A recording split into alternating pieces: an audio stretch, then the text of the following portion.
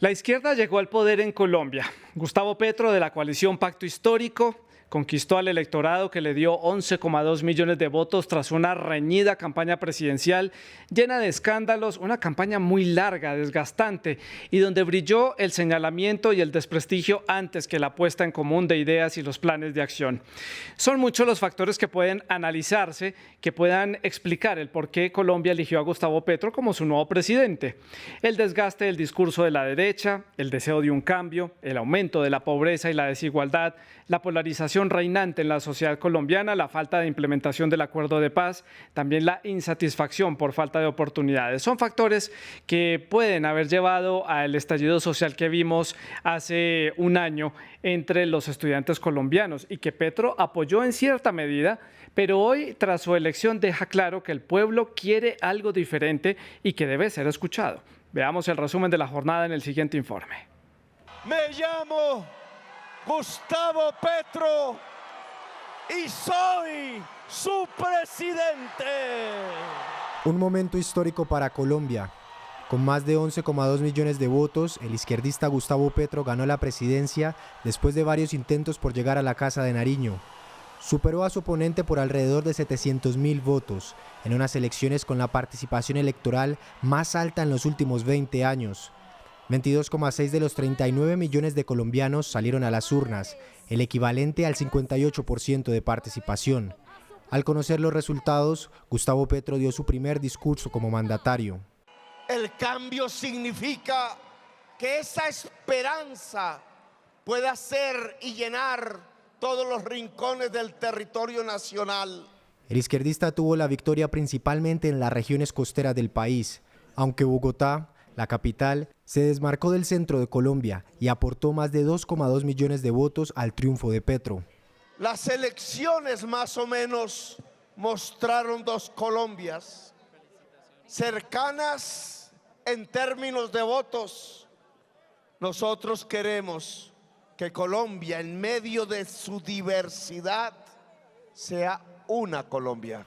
Aparte del histórico logro de la izquierda en el poder, es la primera vez que el país sudamericano tiene una vicepresidenta mujer afrodescendiente. Francia Márquez Mina. Saludo a las mujeres de Colombia, a todas mis hermanas, mis comadres. Gracias por haberme acompañado. Vamos las mujeres a erradicar el patriarcado en nuestro país. Petro también se refirió a los más de 10 millones de votantes de su oponente Rodolfo Hernández. Dijo que quiere desarrollar el capitalismo del país y aseguró que espera posicionar a Colombia como una potencia en Latinoamérica. Más libertades y derechos. La llegada de Petro al poder cambia nuevamente el mapa político en la región de América Latina. Históricamente Colombia ha sido el aliado más fuerte que tiene Estados Unidos en esta región. Es prácticamente el punto de partida y de llegada de la política de seguridad de Washington en la región de América Latina. Las reacciones ante el triunfo de Petro no se hicieron esperar, veamos. Te quiero mucho. En Colombia triunfó la izquierda. El candidato del Pacto Histórico, Gustavo Petro, ganó la segunda vuelta presidencial con 50,4% de los votos. Y las reacciones de los dirigentes latinoamericanos llegaron de norte a sur. Con una alusión a la literatura colombiana, el presidente mexicano Andrés Manuel López Obrador celebró la victoria. El triunfo de Gustavo Petro es histórico. Los conservadores de Colombia siempre han sido tenaces y duros. El escritor José María Vargas Vila relataba que los dictadores de su país mojaban en agua bendita su puñal antes de matar. Desde Honduras, la presidenta Xiomara Castro felicitó al pueblo colombiano.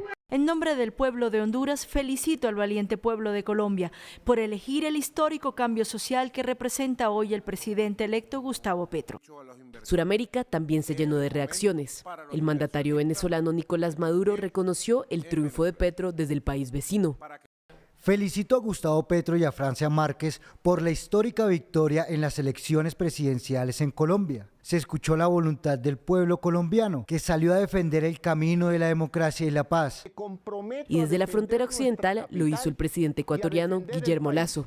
He felicitado telefónicamente a Gustavo Petro por su elección como presidente de nuestra hermana República de Colombia y reiteré la disposición de nuestro gobierno para fortalecer la amistad y cooperación, priorizando el desarrollo y la integración de nuestros pueblos. También aplaudió la victoria de Petro el más reciente presidente de izquierda de la región, Gabriel Boric. Acabo de hablar con Gustavo Petro para felicitarlo por su triunfo en la presidencia de Colombia junto a Francia Márquez. Alegría para América Latina. Trabajaremos juntos por la unidad de nuestro continente en los desafíos de un mundo que cambia velozmente. Seguimos. Con el triunfo de Petro, América Latina da un paso más hacia la izquierda, con una decena de mandatarios que comparten dicha ideología. ¿Qué viene entonces para Colombia? ¿Podrá Gustavo Petro distensionar la polarización y ese malestar que se siente en las calles colombianas? ¿Podrá su política de amor, que está basada en la esperanza, el diálogo y la comprensión, tal y como lo dijo en su discurso después de darse a conocer su triunfo, será esto suficiente para llevar el esperado y necesario cambio que quieren los colombianos en materia económica, en materia de la pobreza, de medio ambiente y oportunidades? ¿Quiénes serán entonces sus aliados? ¿Y cómo se comportará la oposición en Colombia? Hoy en el debate de France 24, Colombia, ¿cómo gobernará la izquierda? Ese es nuestro tema para el día de hoy. Y para conversar y analizarlo hemos invitado a Mónica Pachón. Ella es directora, o mejor, doctora en Ciencias Políticas y docente de la Universidad de los Andes, que está en la ciudad de Bogotá. Y también se une a este análisis Theodore Kahn. Él es analista político de Control Risk.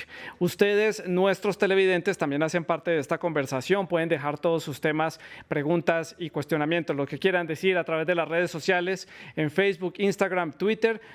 También pueden ver nuestra señal en streaming a través de YouTube. Nos encuentran como @France24-ES, @Santilogo, que es mi cuenta personal. Nuestra etiqueta, será de recuerdo, es numeral el debate F24. Esperamos todos sus comentarios y sus preguntas. Bueno, Mónica, es a quien le doy la bienvenida al programa. Ya es un gusto para mí conversar con usted sobre este tema de la política colombiana. Y bueno, usted ya lo sabe cómo es la dinámica de este programa. Nuestra primera pregunta es el punto de partida para conocer posiciones. Y mi punto de partida pues es con la que cerraba la introducción. ¿Cómo va a gobernar la izquierda Colombia y qué representa para Colombia el triunfo de la izquierda? Bueno, muchísimas gracias por esta invitación. Ha sido una jornada extenuante la del ciclo electoral que acaba de cerrar el día de ayer. Creo que la izquierda ha propuesto en Colombia un acuerdo nacional. Ayer Gustavo Petro, en su alocución presidencial, su discurso, mencionaba que quería unir las dos Colombias. Para mí no es claro, y fue muy ambiguo el discurso en términos concretos para unir las dos Colombias, pero creo que el presidente Gustavo Petro intentó durante la última semana de su campaña hacer acuerdos. Ahí vemos a Antanas Mockus en las imágenes, estaba Alejandro Gaviria y estaban otros líderes políticos con los que él no estaba inicialmente, planteando alternativas y sobre todo dándole tranquilidad a un electorado que tiene temor por Gustavo Petro y por sus políticas macroeconómicas y fiscales. Sí. Y ahora le doy la bienvenida a Theodore. También él se encuentra en la ciudad de Bogotá. Gracias por acompañarnos hoy en el programa. Punto de partida, la misma pregunta: ¿cómo podrá gobernar la izquierda y qué significa para Colombia el triunfo de Gustavo Petro y de la izquierda en este país? Bueno, muchas gracias, Sebastián. Es un gusto estar aquí con ustedes en este programa. Bueno, yo voy a empezar con la segunda pregunta. ¿Qué es el significativo de este triunfo de la izquierda?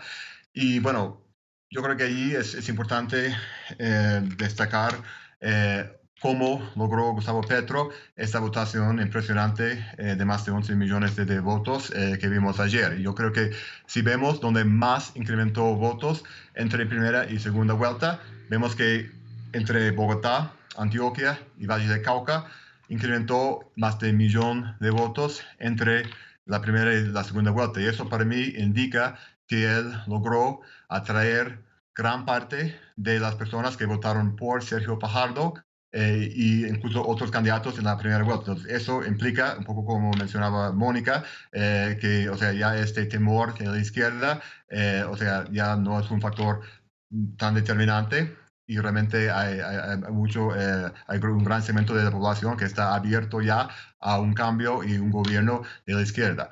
Bueno, entonces, ¿cómo pienso yo que va a gobernar? Pues si vemos el programa que ha planteado Gustavo Petro, pues claramente es un programa que contempla cambios bastante radicales en muchas áreas.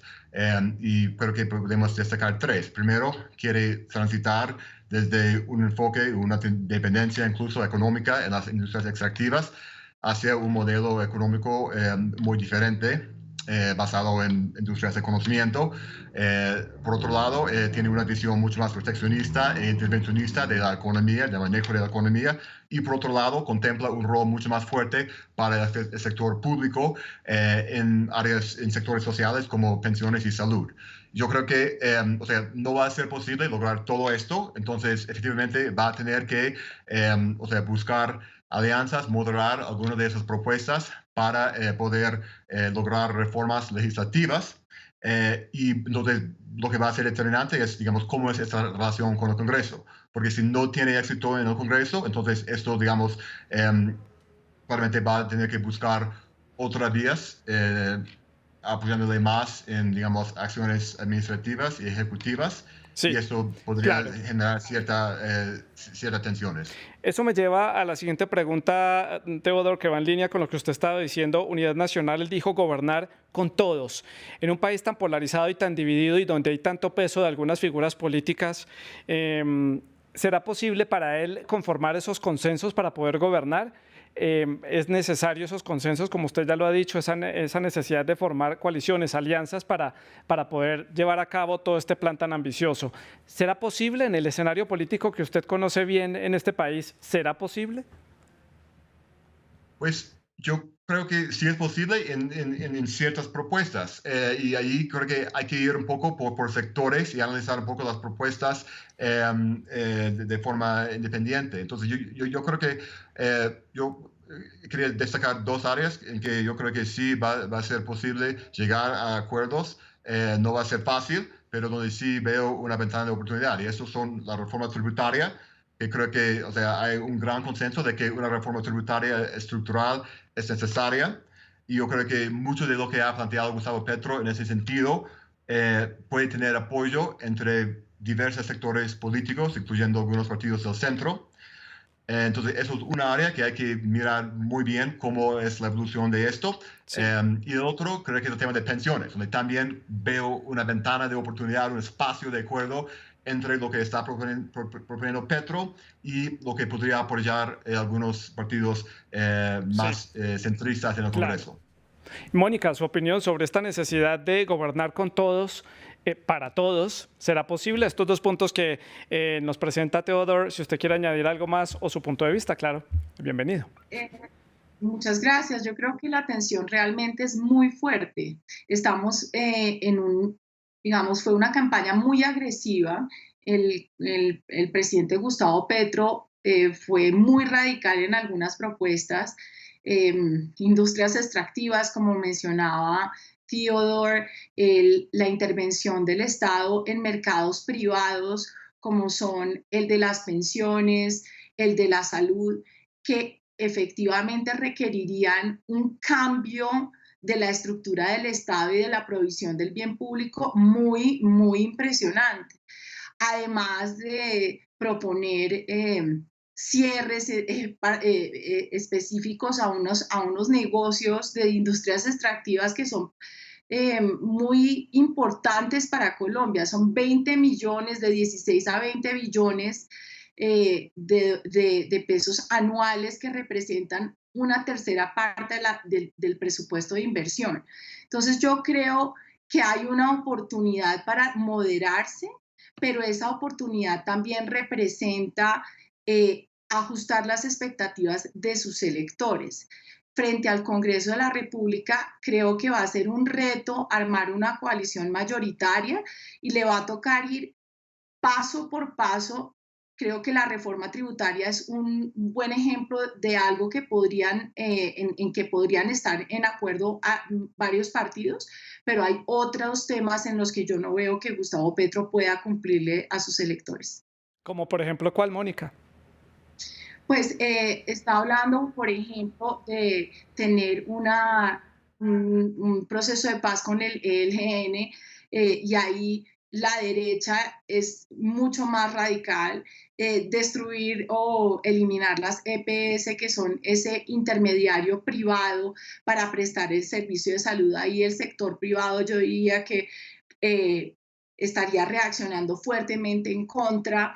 Y también creo que hay unas promesas de subsidios, ¿cierto? Y de gasto estatal que son extraordinarios y que requerirían que el Estado fuera muchísimo más grande y muchísimo más potente, y en este momento no lo podemos hacer sin comprometer la estabilidad fiscal y macroeconómica del país. Mónica, ¿usted cree que hay una gran presión sobre Francia Márquez y sobre Gustavo Petro? Hay muchísima expectativa en torno a cómo puede ser este gobierno, no solamente por ser el primer gobierno de izquierda, sino porque es un personaje político dentro de la escena colombiana que este es su tercer intento por llegar a la presidencia y lo ha logrado, ha dado la batalla a lo largo de los últimos años por llegar hasta la Casa de Nariño. Hay muchísima expectativa, puede existir también cierto porcentaje como de desánimo por parte del electorado en unos meses con respecto a Gustavo Petro, como por ejemplo está pasando en Chile, donde la popularidad de Boric ha comenzado a bajar, hay cierto descontento, ya hubo manifestaciones en las calles por parte de los estudiantes que incluso fueron los que apalancaron a este personaje de Boric en la escena política chilena. ¿Usted cree que de pronto podemos vivir un escenario similar? Hay una diferencia importante entre esas elecciones y la elección colombiana. Gustavo Petro es un personaje que aglomera a esos votantes. Esos votantes han sido fieles durante las 3 elecciones, son votantes que realmente defienden a Gustavo Petro independientemente de lo que ocurra. Acá le llamamos como esa popularidad teflón, ¿no? Salen escándalos, salen relaciones de Gustavo Petro con políticos súper tradicionales, cuestionamientos, y eso no le genera ningún problema. ¿Qué puede pasar? Yo creo que en el corto plazo la movilización social tiende a calmarse y a proteger a Gustavo Petro, pero si Gustavo Petro no presenta resultados yo diría, en 1 año y medio, además de su discurso que pues, es efectivo, persuasivo y enamora a sus votantes, puede terminar en un escenario similar. Sí. Bueno, el escenario de una política de teflón es muy habitual en Colombia, no solamente para Petro, sino para otros candidatos y otros personajes de la política nacional. Lo hemos visto con el expresidente Uribe, escándalos, subidas y bajadas en su popularidad, y se mantiene con un círculo muy cerrado de seguidores. Es algo particular de la política colombiana. Teodoro, no me olvido de usted, ya paso a preguntarle sobre algo que usted estaba mencionando en cuanto a la votación. Yo lo llamo el voto periférico.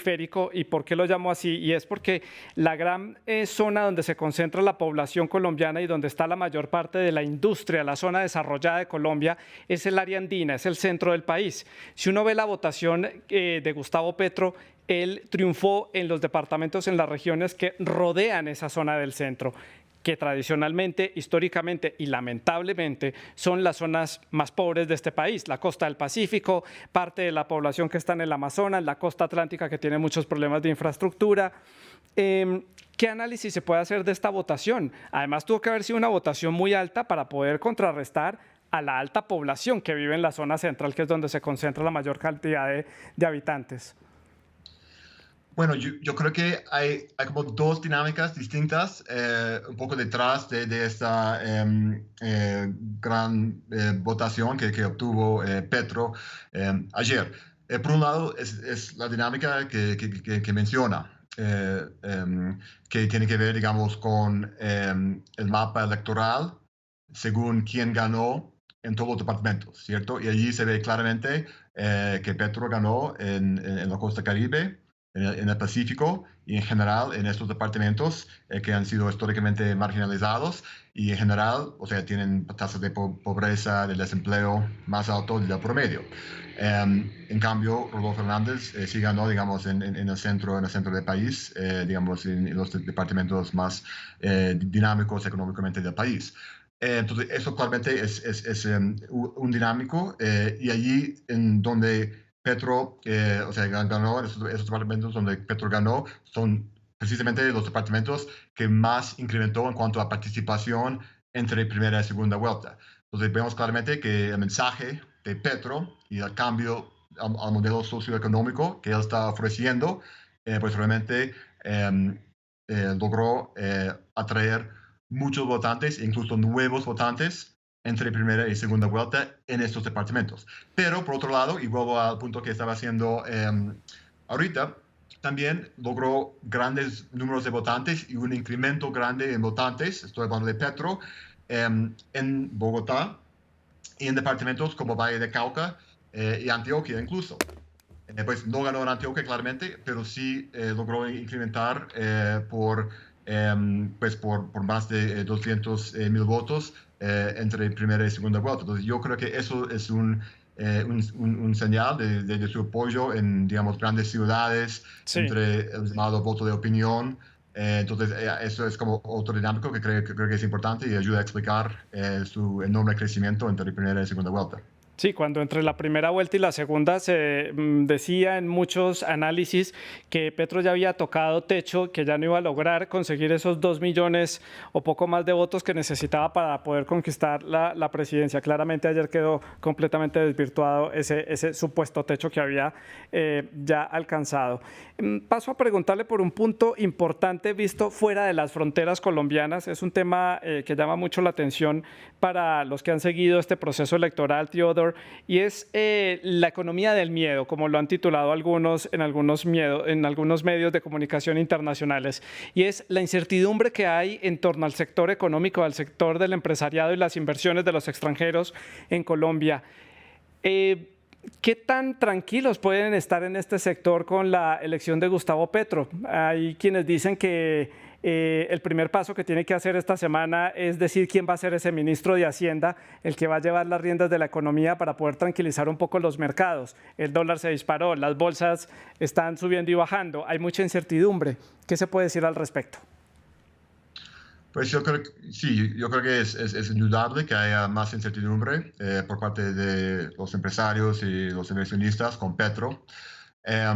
Yo creo que, y seguramente vamos a ver una reacción en los mercados, ya estamos viendo una reacción en los mercados.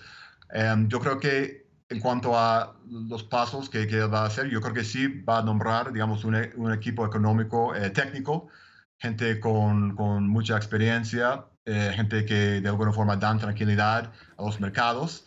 Entonces yo creo que sí va a haber, digamos, un equipo económico en puestos claves, digamos, que tienen un perfil que es, o sea, que tranquiliza de alguna forma los mercados, los empresarios. Pero yo creo que la gran pregunta, el gran interrogante va a ser un poco cómo maneja, digamos, las tensiones internas en el gobierno de Petro entre estas voces más moderadas, que seguramente van a estar, y las voces un poco, digamos, más radicales, que también van a estar dentro de esta coalición. Sí. Entonces, es un poco lo que estaba diciendo Mónica, que sí, o sea, si él busca, digamos, alianzas con el Partido Liberal, si busca moderar sus propuestas, pues eso puede generar, digamos, alguna resistencia, alguna tensión con otros sectores, con otros, digamos, voces dentro de su gobierno. Y cómo se resuelva esta tensión, digamos, va a ser clave en determinar el rumbo, sobre todo económico, de este gobierno. Mónica, desde su punto de vista, ¿algún punto para aclarar sobre lo que ha dicho Teodor o añadir? Y si está en riesgo este modelo económico que ha tenido Colombia los últimos años, que claramente, de acuerdo a los indicadores de pobreza, de crecimiento y de desigualdad, pues no ha sido un modelo exitoso, porque la pobreza sigue creciendo, la desigualdad sigue aumentándose. ¿Está en riesgo este modelo? Ese es el gran temor de los empresarios en Colombia.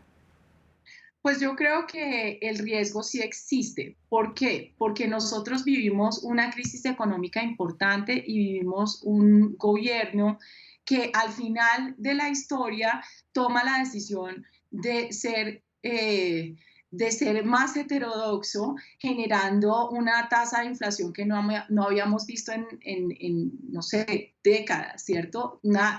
Inflaciones mayores al 10%, inflaciones que equivalen al 20% en los alimentos, que efectivamente es un impuesto regresivo a la pobreza. Entonces, cuando se habla de incrementar el Estado, incrementar los salarios, hacer este tipo de actividades que incrementan el tamaño del Estado sin que el Estado necesariamente tenga la capacidad, estamos hablando de una política macro que puede afectar directamente los mercados y la población en general. Yo creo que Colombia está dividida, pero no necesariamente dividida en torno a lo que fue la división Álvaro Uribe y el resto, sino que creo que la división que Gustavo Petro establece es una división en donde la gente que está en contra de Gustavo Petro tiene miedo precisamente de comprometer el desarrollo económico. Colombia no ha sido el ejemplo para bajar la inflación, pero Colombia durante las últimas décadas sí bajó sus tasas de pobreza, sí aumentó la cobertura en servicios sociales importantes y creo que ese es nuestro sello, ¿no? Un cambio incremental.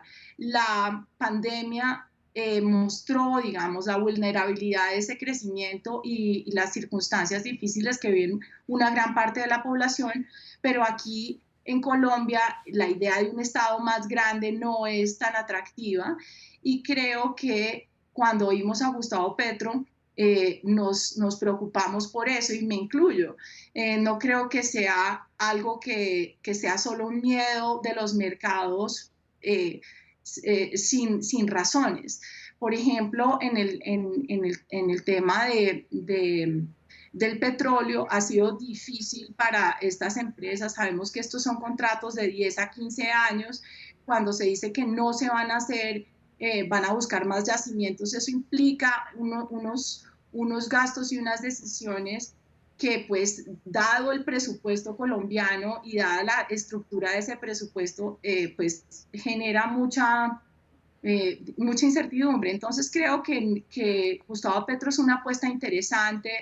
Claro que hay que reconocer la ganancia en términos de derechos económicos y sociales y lo que él representa y toda esa, digamos, simbología del gobierno Petro, pero también es asustador en ciertos niveles. Sí, además que es claro, y lo han dicho durante la campaña desde el Pacto Histórico, que no es que se vaya a suspender la extracción de petróleo. Los yacimientos que están en funcionamiento van a seguir funcionando hasta que se agoten. Lo que no van a hacer es continuar con la exploración para buscar nuevos pozos de petróleo para que Colombia siga siendo un país extractivista de petróleo, porque tiene que hacer una transición energética y modificar un poco esa matriz económica de ser un país tan dependiente de la exportación del petróleo. ¿Esto qué viabilidad tiene, Theodore? Suena muy lindo en las palabras, suena muy lindo esta defensa del medio ambiente, pero 4 años hacer una transición energética no lo ha podido hacer Alemania, no lo ha podido hacer Dinamarca, que son abanderados en este tema, y menos en un país como Colombia, y fuera eso, cambiar la matriz económica en 4 años es difícil, ¿no? Claro, muy difícil y yo creo que el equipo de Petro tiene claro que no pueden hacer esta transición en 4 años, pero sí quieren, digamos, lanzar una transición acelerada. Yo creo que, o sea, hay que reconocer que el actual gobierno y gobiernos anteriores han avanzado mucho en la transición energética. O sea, Colombia en los últimos 4 años ha avanzado mucho, digamos, en aumentar la capacidad instalada de energía solar, eólico, a través de pues, subastas en particular. Entonces, yo creo que, o sea, ya hay como un base para construir, pero Petro claramente, o sea, quiere buscar acelerar esta transición y, digamos, de poco cambiar también de pronto el modelo para, digamos, las energías renovables. Y esto, como decía Mónica, pues sí puede implicar algunos, digamos, riesgos macroeconómicos muy graves. Pero en ese sentido, yo creo que esto también va a obligar a Petro que sea un poco más pragmático. Yo creo que sí es probable que no veamos, digamos, nuevas licencias de exploración. De pronto no vamos a ver nuevos títulos mineros. Sí. De pronto el proceso de licenciamiento ambiental se pone mucho más complicado. Pero yo no creo que va a buscar, como decía, frenar proyectos que ya están produciendo, Claro. Porque al final de cuentas el gobierno va a necesitar el ingreso y las regalías que aportan esos proyectos. Me quedan ya pocos minutos en el tramo final del programa. 2 temas para el cierre. Mónica, el tema de la política exterior, los relacionamientos que pueda llevar a cabo el presidente electo Gustavo Petro, necesariamente tiene que hablar, tiene que establecer un diálogo con Washington, es el gran aliado en la región, dependemos a nivel económico en cierta forma de este país, pero también hay una necesidad de restablecer cierto punto de relaciones con Venezuela. No necesariamente eso quiere decir que sea amigo del gobierno que está de turno en Caracas, pero también hay una relación difícil con Nicaragua, que de pronto ideológicamente se entienden, pero el diferendo territorial por las aguas en el Caribe pone ahí una mina en el camino y en cierta forma Colombia podrá retomar un poco el liderazgo a nivel de la región. Yo creo que en este momento los países de América Latina tienen tantos dilemas domésticos que este escenario que vimos en el pasado, donde los presidentes estaban ¿no? haciendo una diplomacia mucho más proactiva en unión de la región, no va a ser el escenario que veamos. Creo que además los presidentes pues que están liderando muchas de las naciones que tienen esta tendencia, digamos, y que podrían ser amigos, no están en las mejores condiciones internas. Entonces, Gustavo Petro efectivamente va a liderar un discurso que va a ser importante porque va a plantear un cambio en términos de la relación con Washington, hablemos de ¿no? aspersión de cultivos, que es algo que él dice que no va a permitir, la guerra contra el narcotráfico, establecer una coalición medioambiental con la región. Pero creo que, digamos, ese es el punto en donde Colombia de pronto puede empezar a jugar un papel, pero como decíamos, es el socio principal de Estados Unidos en la región, pero creo que va a ser limitada esa relación con los demás países en la región por las circunstancias en que se encuentran. Esa es mi lectura inicial. Y Teodoro, su lectura sobre este tema de la política exterior, muy puntual, por favor, para tratar el último tema, que es Francia Márquez, la vicepresidenta. Sí, yo coincido con Mónica que yo no creo que va a ser prioridad la política exterior de un gobierno de Petro. Yo creo que pues tenemos que ver, claramente va a poner el tema ambiental en el centro, pero sí, o sea, no me queda muy claro cómo va a funcionar esta, digamos, alianza regional para la transición energética y la protección ambiental que él quiere establecer. Sí, y tal vez veamos que este presidente electo puede que no sea el primer presidente o puede que sea el primer presidente en Colombia que no tenga este afán por llegar a la Casa Blanca a estrechar la mano con el presidente de turno en Estados Unidos. Puede llegar a ser un escenario factible durante este gobierno de 4 años. Para el cierre, hablar de Francia Márquez, una figura importantísima a lo largo de esta campaña electoral y lo que representa ella para la mujer afrocolombiana, para la cultura del Pacífico, de la zona del Cauca en este país, en el occidente de Colombia, lo que representa ella por su relación con el conflicto, por su relación con la defensa de los valores y de la cultura afro en Colombia. Impresiones, Mónica. Pues a mí me parece que definitivamente estamos viendo un cambio en la estructura del gobierno. Cuando uno ve las personas que están, que llegaron a esta segunda vuelta, ninguna de ellas tiene apellidos que reconozcamos en gobernantes anteriores. hablamos de diversidad. Francia es todo un símbolo para las feministas colombianas, para todas las mujeres que están luchando en contra, digamos, de tener una circunstancia de subordinación. Entonces creo que es una muy buena noticia. Creo que sí va a generar una relación tensionante con Gustavo Petro. Sus posiciones son mucho más radicales y Gustavo Petro no tiene una reputación de escuchar. Y ahí entonces vamos a ver, yo creo que una relación que puede evolucionar muy bien si se sabe manejar y capitalizar, pero puede que también genere ruido al interior del gobierno, como le pasó a Gustavo Petro con Ángela María Robledo y con algunos de sus aliados más cercanos. Esperemos que eso no ocurra, pero pues definitivamente las mujeres en Colombia estamos muy contentas de ver este nuevo escenario en la vicepresidencia. Es muy representativo, sin duda alguna, para la historia política de Colombia. Theodore, un minuto para sus impresiones sobre la vicepresidenta electa. Bueno, no, o sea, yo nuevamente creo que sí, o sea, la importancia es simbólica de Francia Márquez, no lo podemos subestimar, pero sí, creo que va a ser muy interesante y definitivo ver cómo va a ser su rol en el gobierno, porque claramente representa, digamos, esas demandas y exigencias sociales más radicales, y es posible que esto puede ser un factor que lo hace más difícil, digamos, al momento de buscar alianzas con sectores más moderados. Entonces va a ser muy interesante ver cómo esa tensión se resuelve. Por lo menos hay una representación en el gobierno de esos sectores afectados a lo largo de todas estas décadas por el conflicto armado, por el narcotráfico, por los grupos delincuenciales.